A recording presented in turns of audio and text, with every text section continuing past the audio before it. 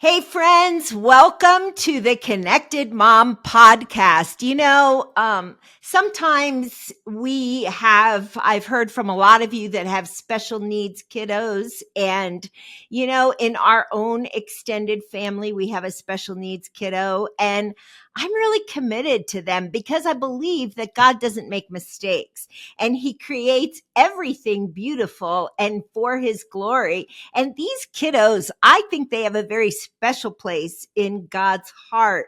And so I want to welcome you to our conversation today. And as you know, here on the Connected Mom podcast, we like to have conversations that will help you connect more deeply with God, more empathetically with your fellow moms, because we really need each other, and more intentionally with your child. And so today, I'm really excited about this conversation because my guest today is Shari Bailey, and she and her husband, Michael, have created a whole line of products that will help special needs kiddos. And her story is extraordinary. And so before I tell too much of her story, I want to say welcome to her. And I kind of want her to tell her story because she's been a guest on ABC, NBC. She's been featured in People magazine. I mean, she's kind of a big deal. So we're really excited to have her today on our podcast. And for those of you that have kiddos with some of those special needs, I hope you're going to lean in and listen today. I hope you're going to find hope. And I hope you're going to share this with some of your friends who might be in the same boat as you. So welcome, Shari. It's delightful to have you here. Oh my gosh, what a great introduction. Thank you. I'm delighted to be here. Yeah. So, okay, tell us about your beautiful twin girls. Yes, thank you. So, 11 years ago, I gave birth to Lana and Laila, and I'm in Maryland. Love their names, by the way. They're Thank so you. Thank beautiful. you. We decided to do L and L. We were up in the air about what we would choose, but we landed with Lana and Laila. Uh, and it was a fun time. I was pregnant with twins. I was excited. I got the twin beds and the bassinets and everything matching. And I was just ready for what was to come. Did not know that God had a different plan for me. And so I remember being at Johns Hopkins. My OBGYN at the time had suggested I go there just because he had saw a possibility of a heart defect with Layla in one of the sonograms that we did. So I just had that in mind, like, okay, let's just make sure she's tip top when I give birth. And we took the precautions and then later found that she was diagnosed with Jacobsen syndrome 4 months in after I gave birth to her. And Okay, let me interrupt you there for a second because some of us have never heard of Jacobsen syndrome. What is that, and how did you discover it in her? yeah, great question. So, a little bit of facts around Jacobsen syndrome. Back in 2014, which is when the girls were born, there were only about 100 cases in the world. So, yeah, Johns Hopkins was relentless in trying to figure out what was wrong with Layla. And 4 months into her NICU stay is when they realized it was Jacobsen. Jacobsen is a deletion of chromosome 11. It's predominantly associated with what many people call 11q, and it comes with very distinct characteristics. For instance, facial characteristics. Layla has a platelet dysfunction, as an example, which means she doesn't clot normally. Um, it comes with congenital heart defects. It comes with breathing issues and respiratory challenges. It comes with swallowing issues. So at the time, these were very distinct things that her physicians had never seen before and never encountered before. And then we figured it out together. It was Jacobsen syndrome. And she ended up being their first case study in Maryland. Okay, how did you process that as her mama? I mean, that's a lot, Shari. It is. It is a lot. And, you know, I'm sure I'm probably a few that has the story around Jacobsen, but many that have many similar stories. And I think I described it earlier. I was really looking forward to the pregnancy. I was looking forward to going home in their little pink outfits and doing the little photo shoot and all the things that mommies and daddies just fantasize about. But I didn't get to take Layla home. I was able to take Lana home, but then I was traveling back and forth to Hopkins, which at the time was an hour away from my home because I had went just for the safety precautions.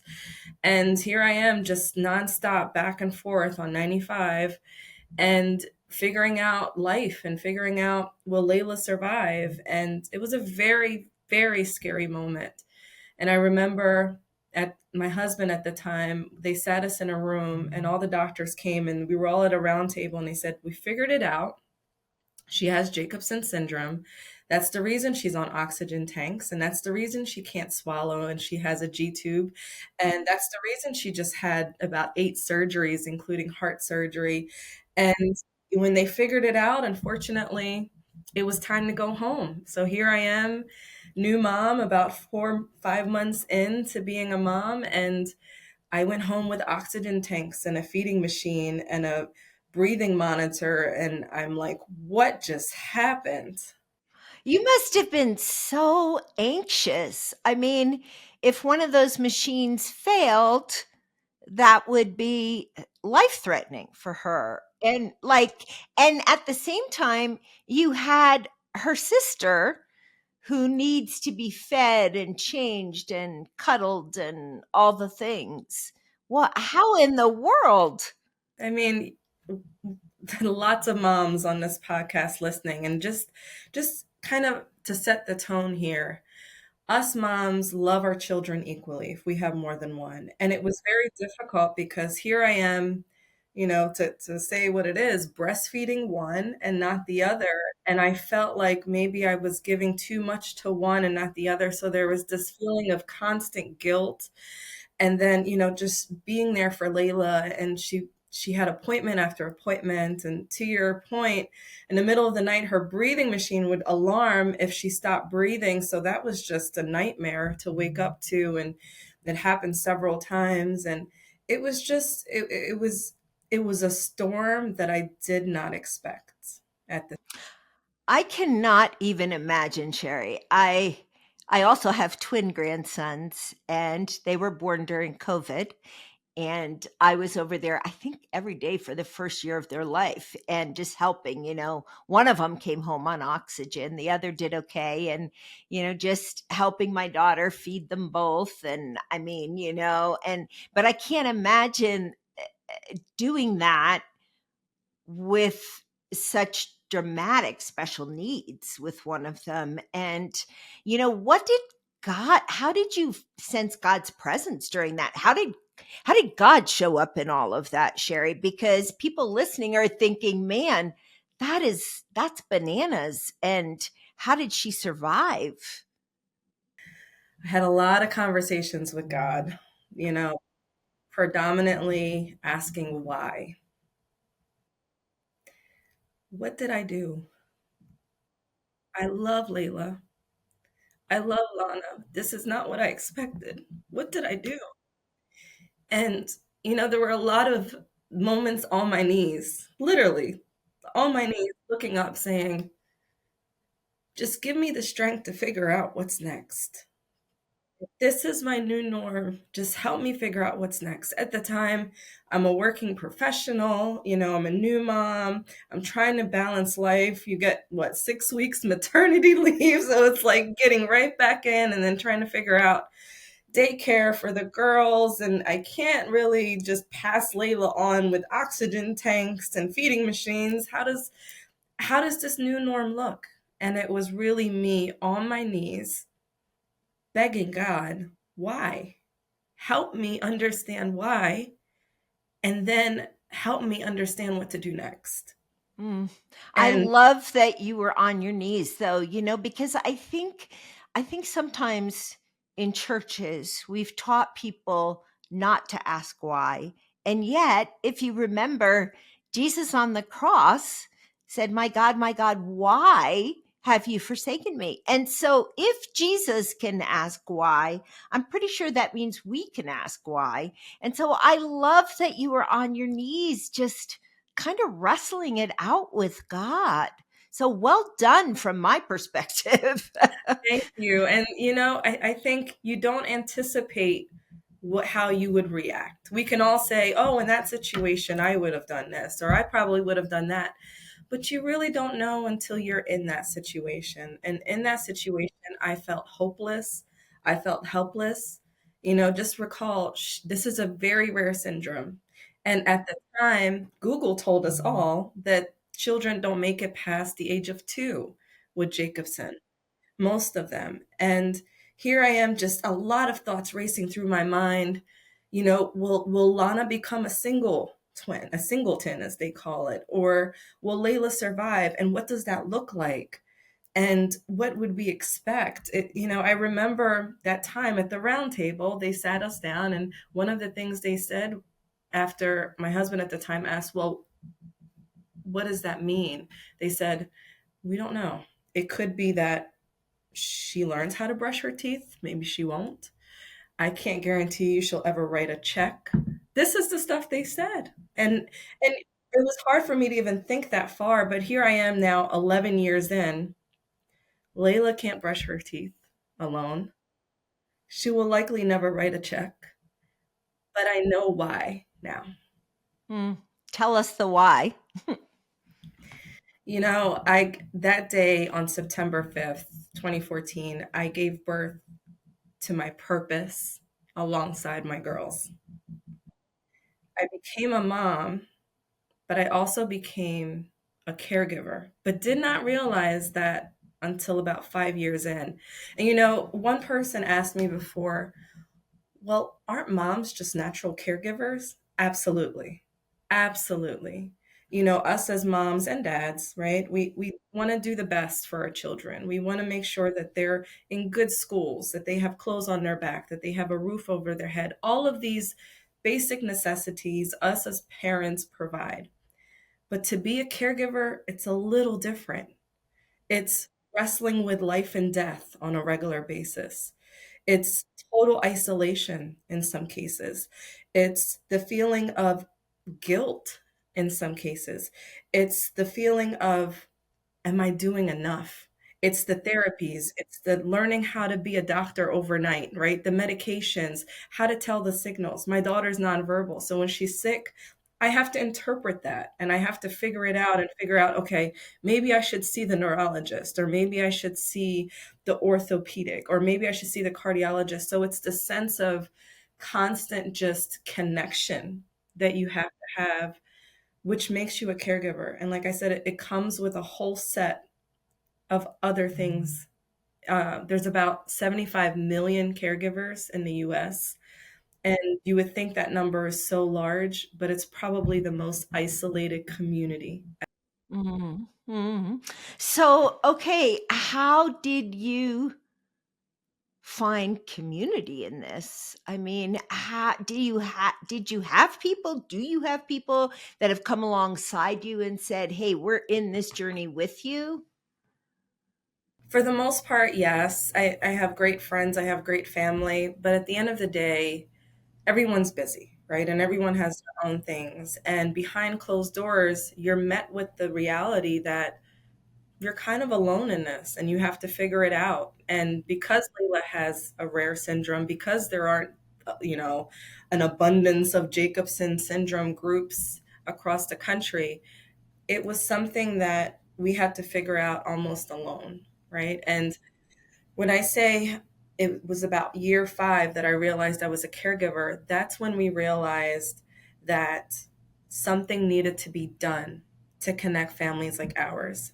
Through that, I learned there aren't enough resources, there aren't enough support services, there's not enough community, and there's also a stigma of even just talking about it.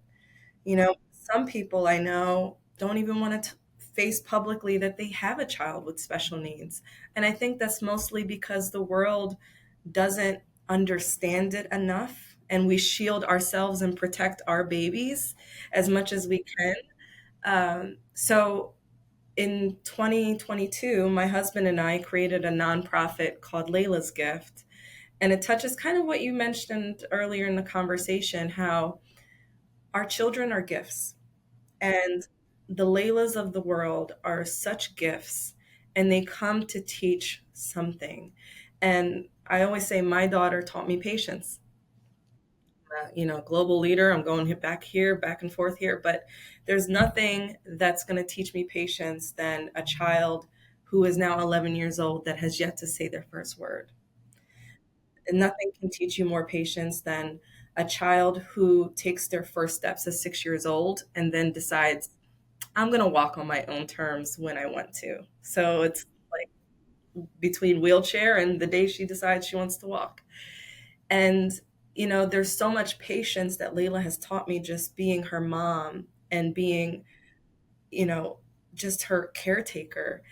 And that's something that is part of the whole why. And I don't take for granted. So my husband and I created Layla's Gift, and the objective really was to celebrate our families and change the narrative and break that stigma. And we started with throwing free birthday celebrations for children with special needs. I love that. Thank you. Yeah, I mean, we took our personal model of celebrating every year like it could be Layla's last because of the stats that were against her. And we decided that we were going to bring that happiness to everyone else. And we started in the state of Maryland, and our mission touched about 1,500 families. And just this year, we went national. So now we take our celebrations across the country. But it's more than just the celebration, it's the community and the advocacy and the support that we're ultimately building and fostering to let families know whether they're raising a child with a common syndrome or a rare syndrome or undiagnosed, that they have a community that welcomes them regardless. They have the ability to build that community even if they don't feel like it's in their back door. And that's what Layla's Gift started. Okay, so and then Lana connected with Layla. So are they identical or fraternal twins? Fraternal. Okay. So but the twin connection, whether they're identical or fraternal, is just so intriguing. I have discovered. Okay.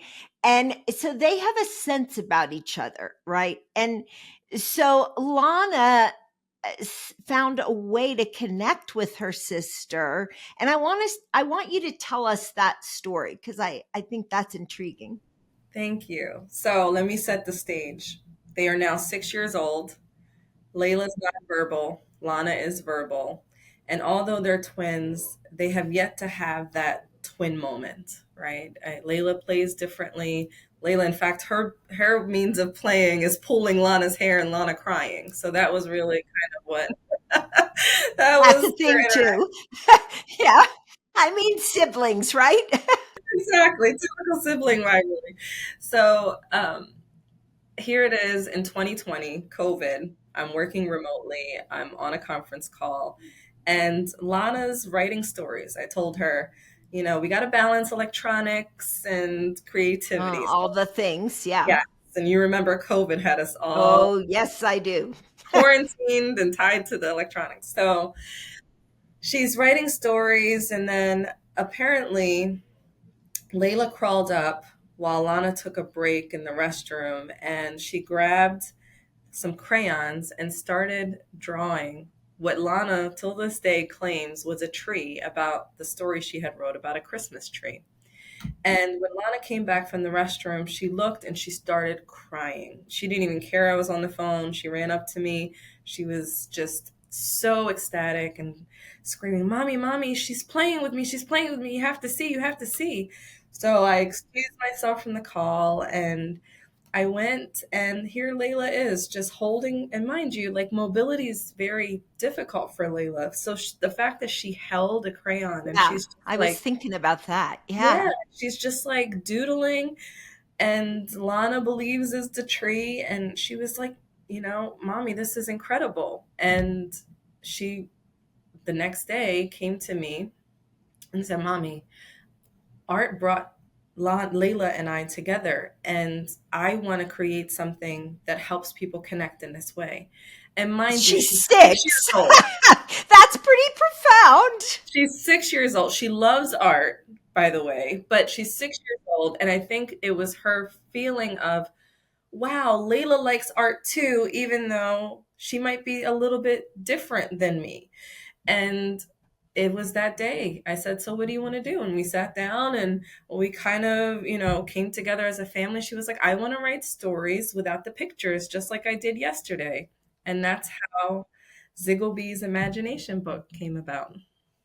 Okay, so tell us about Zigglebee's imagination book. Yeah. So Zigglebee is the brand name, and Lana chose the name Zigglebee because she felt like I love that. I love that she chose the name. I love the imagination of children. That's amazing. they're incredible. Uh, and it's this bee that has a stinger, but in the shape of a pencil. And the idea is, creativity rules. So she chose the name Zigglebee because she feels like one, art is a way to express ourselves and connect. But then secondly, she felt like it was just the name of a cool bee that does things a little differently. Um, so that was how Zigglebee came about. And then the imagination book was where she wrote 5 stories, no pictures, just 5 stories. And the story pages are blank outside of the text, and children or whomever can just draw the pictures associated with the stories. And it started with the Zigglebee Imagination book. It got a lot of buzz, pun intended. That's amazing. Pun Well intended. done. But it was really birthed from Lana connecting with her nonverbal twin sister for the first time.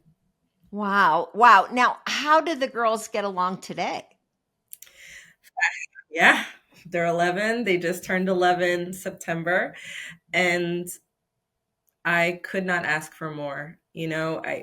I look at them and I see a mini caregiver in Lana. There are days where Lana will just grab Layla's feeding machine, and she actually told me once, she said, "Mommy, you relax today. I'm going to feed her today." I know. And she's like securing the feeding machine in Layla's tummy, and she knows how to turn the machine on. She's just so great with Layla. And Layla cannot adore her sister more. She loves Lana. Lana is her protector. Lana is her just, they have a twin bond, even though they don't talk to each other per se.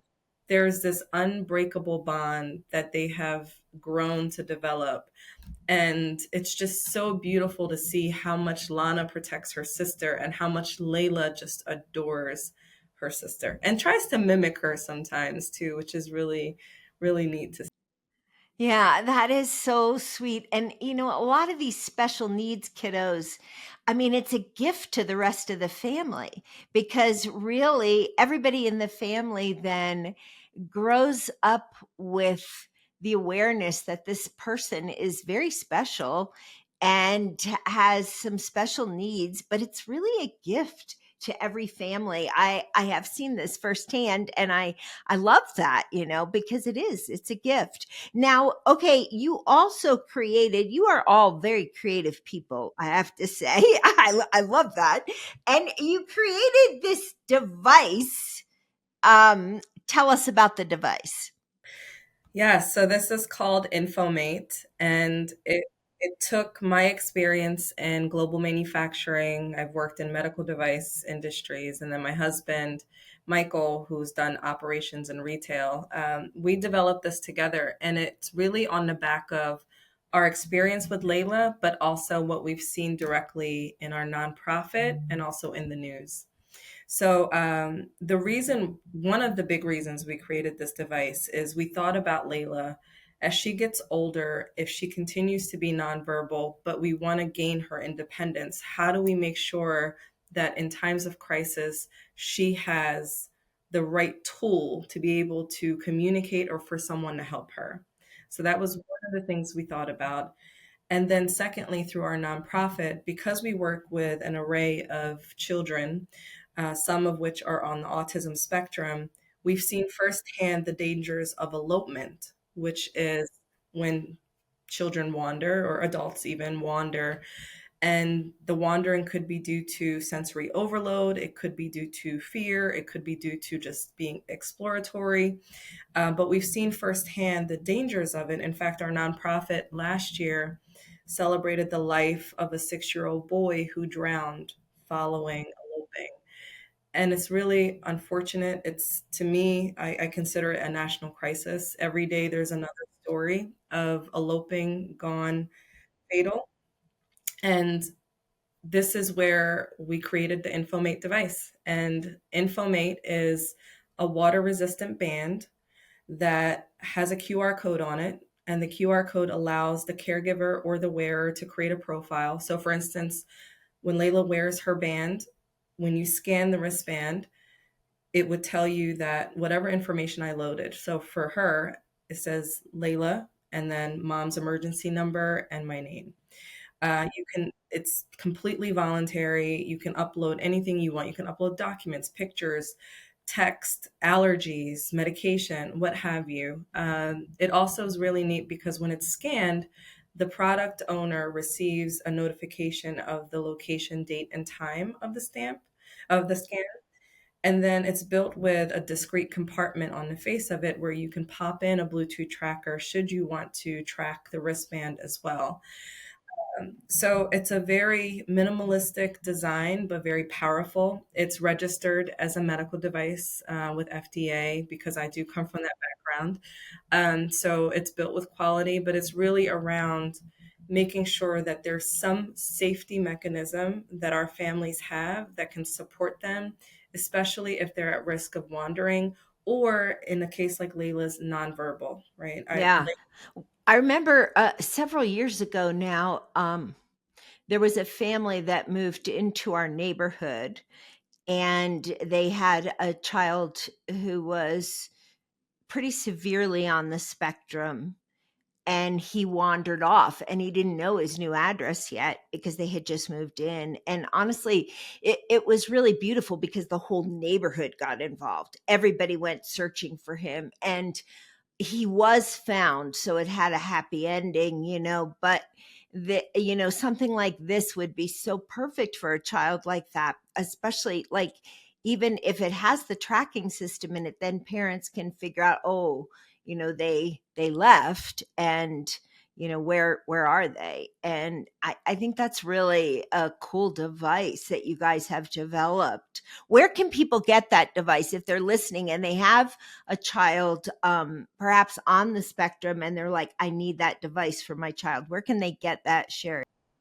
So the best place to go is Zigglebee.com. That's our direct website, and you can get the device directly from there. But it's also available on Amazon, TikTok, Shopify, and coming soon to Walmart Marketplace as well. Wow, that's so cool. And then the imagination book, where can they get that? Yes, the website and also Amazon.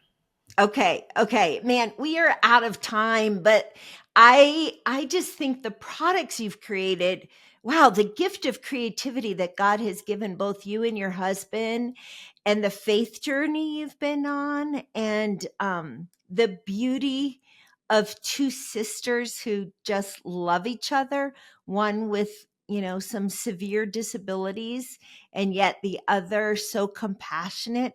What a gift your family is, Sherry. And I'm so thankful that you joined us today, because I think a lot of times moms of special needs kiddos can feel hopeless. So before we completely end, what would you say to the mom out there who just says, I don't have anything left. I just feel hopeless. What would you say to her today?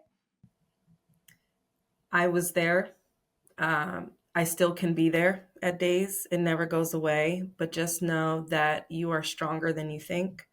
And God gave you your beautiful gift because your child will shower you with so many things and so much knowledge and so much love that if you haven't felt it today, you will feel it soon. That is such an encouragement. So, friends, I hope you heard that. No child is a mistake. They're all a gift from God. And if God has given you that child, that means that child is a gift to you. And God believes that you are the exact right mama for that child. And so we want you to know we're behind you. I hope you're going to check out Zigglebee.com.